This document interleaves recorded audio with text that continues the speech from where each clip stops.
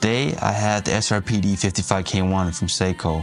I have the SRPE55k1 on my wrist. I will make a comparison between these two watches at some point, so you would have a clear visual representation and information on what watch you prefer, and maybe you are gauging whether to buy either one of these two. So the SRPD55k1, it's sealed up, so I have it mainly for review purposes. I've actually owned this watch before, so I know a lot about the watch. So I can't break the seal, so I can't actually make a wrist shots on it. I can probably put it on my wrist so you can kind of see how it would look. I have an 8-inch wrist, just so you know for reference, but it's a cool watch. In general, I'm not the biggest fan of divers. I'm not sure why. I used to love them a lot in the beginning of my watch journey, but I've definitely deviated away from divers and just kind of love the clean aesthetic of just a pure dial. But let's start with some specs. So obviously it has a rotating bezel, and which has a nice and smooth action to it. It has a date, and the movement inside of it is an in-house 4R36 movement. And the 36 is simply because instead of the 35, it's because it has a date. So that's why it's a 36 and not a 35. It has Hardlex crystal on the top, and I believe the exhibition case packaging here is also Hardlex crystal. And has 100 meters of water resistance. It does not have a screw-down crown. It has a recessed crown though at the fore, but I'll get back to that a little bit later. It is a Seiko 5, and you can kind of see it on the logo if I just kind of move the hands away for a bit, if that's possible without breaking the seal. I don't know if I can actually do that. Yeah, like this. You can kind of see the Seiko logo, and I think it's been very controversial. I actually do like this type of 5 and the way it's designed.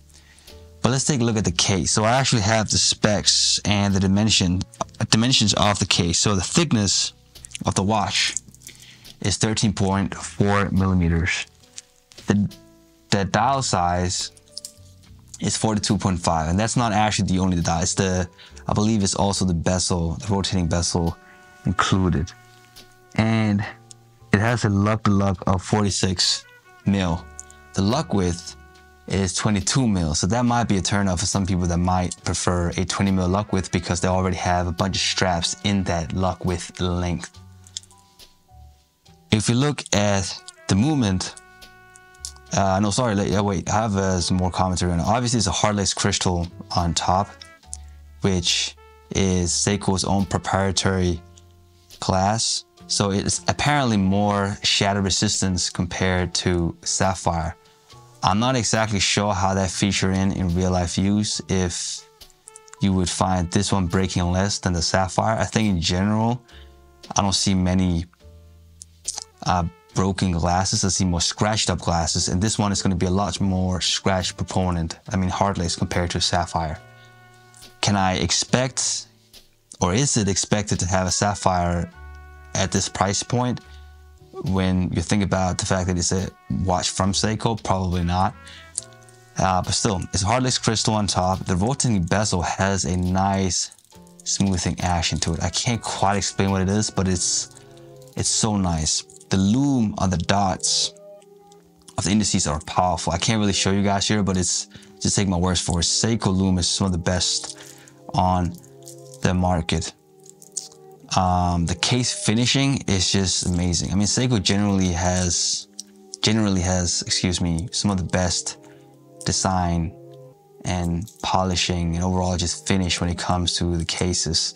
It has a high polish finish on the sides and has some brush finish on the lugs itself, at least on the one facing up, and then on the sides again, it's just highly polished, as you can see here. If we look at the movement, it's 436 movement. I've had experiences with it, obviously, because I had owned the SRP55k1. I would say it's pretty standard. I think mine goes plus minus 10 seconds. I think it's actually rated to be a lot worse, but I think plus minus 10 seconds is probably what you can expect. With that said, it's a workhorse movement.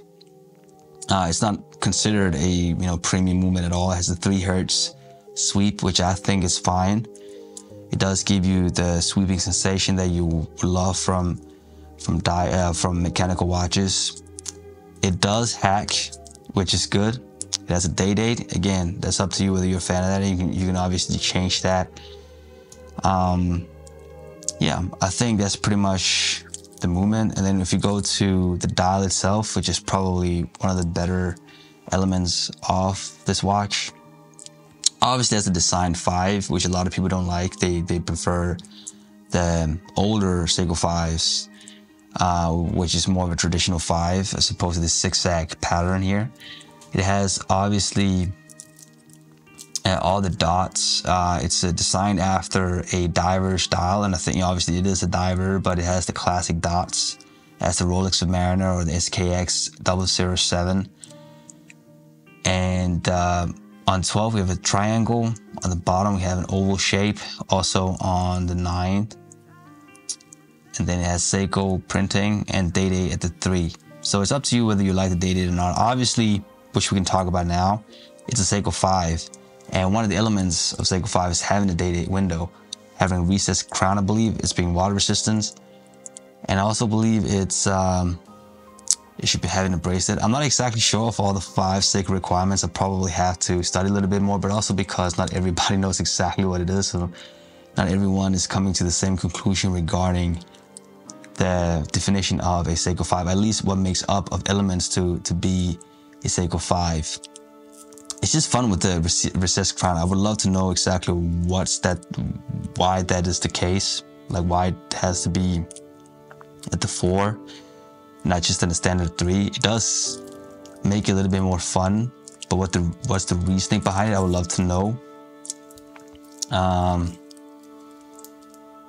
Yeah, so what about the bracelet though? I think it's fine. I mean, I had the, obviously I can't break the seal on this one, but as you can see with my SRPD55k1, it's essentially the same bracelet. I would say it's decent. I'm not a huge fan of the hinge here.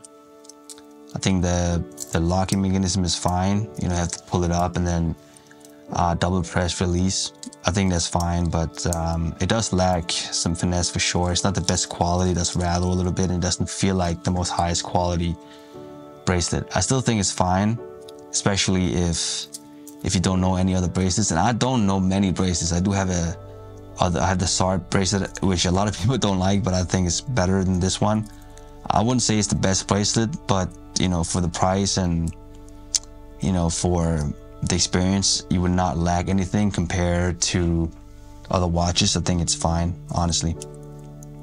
But what do I think about the watch?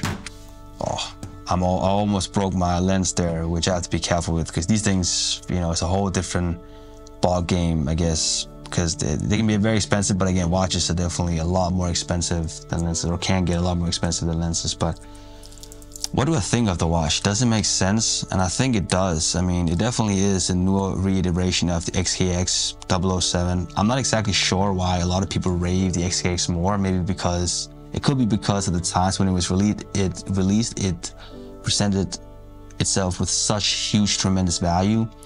I guess this one does not in today's market the same way the XKX did way back. But it's a better watch than the SKX, literally. Better movement, better design, a lot more refined. This is a watch you can literally wear with at any occasion, especially with this colorway. I think this colorway is just brilliant. I love the black colorway and it looks great. And again, I've owned this watch before simply because I switched away from divers. I sold it. Otherwise, I probably still would have kept it. I love the fact that I, you know, can have both of these in my collection. Sorry, I just turned it upside down. I think both watches are great, and if you want a classic watch that resembles, you know, a dress watch with sports elements, I think the SRPD55k1 is more the way to go. And the SRPD is just, you know, if you're a watch enthusiast and love divers, you know, this is a good place to look at it. It's a decent price, great build quality. I know it's going to last for many, many years. And if you mod it out, I don't mod any of the watches, but if you do that, I think it's probably one of the more easier watches to try to reinterpret and modify. But yeah, if you like divers, it's definitely a way to go. You know, it looks great on a strap, a native strap. It definitely looks really great on.